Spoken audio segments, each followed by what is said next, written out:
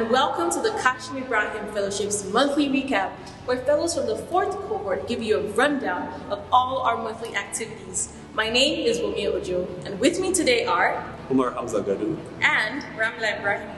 We are the class of Gamgee, and this is the June recap.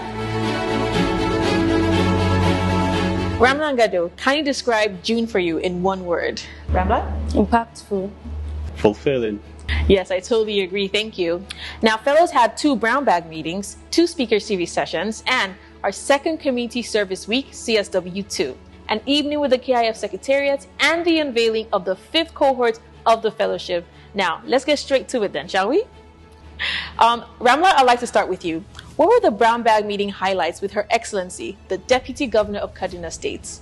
Thank you, Omi. My major takeaway from the brown bag meeting with the Deputy Governor, Her Excellency Dr.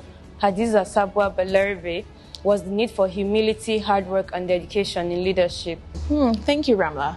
Gado, I'd like to move to you. What were the speaker series highlights with Mrs. Ifweko Okairu? This was an interactive and interesting session. The key nuggets for me was that as leaders, we must have clarity of purpose, be self-aware and resilient. Very, very true. Back to you, Ramlah. How was the brown bag meeting with Kaduna Capital Territory Authority, KCTA? The brown bag meeting with KCTA was informative. The administrator, Hafiz Bayero, further gave clarity on the authority's mandate. My takeaway was the importance of creativity and innovation in leadership.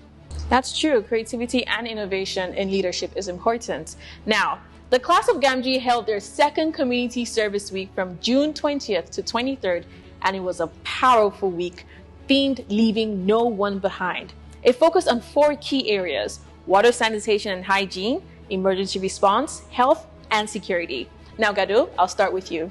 How was the water, sanitation and hygiene project at the Government Secondary School GSS at television? He who brings water brings life. Those were the words of the principal following the launch of our borehole we donated to the community. We also conducted a menstrual hygiene sensitization for the students. What stood out for me was the experience sharing, where you had boys narrate the menstrual experience of their female peers.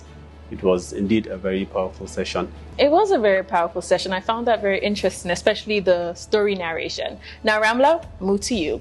Safety and emergency training is something everyone should know, right? So how did that day go for you? The emergency response training was highly experiential and lots of fun for participants. The Kaduna State Emergency Management Agency, KADSEMA, and the Red Cross Society of Nigeria gave an in-depth presentation on safety and preventive measures in time of emergency.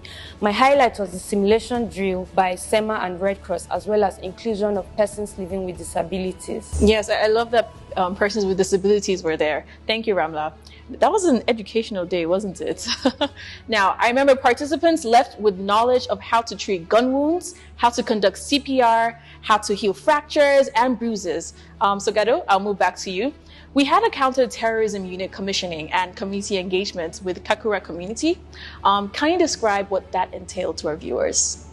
With the current security situation in the country, I think it was a right step in the right direction. From the level of joy and engagement displayed by the community members, I believe they will take full ownership of the project. Thank you, Gado. Ramlah, how was the drug awareness outreach in Badarawa community?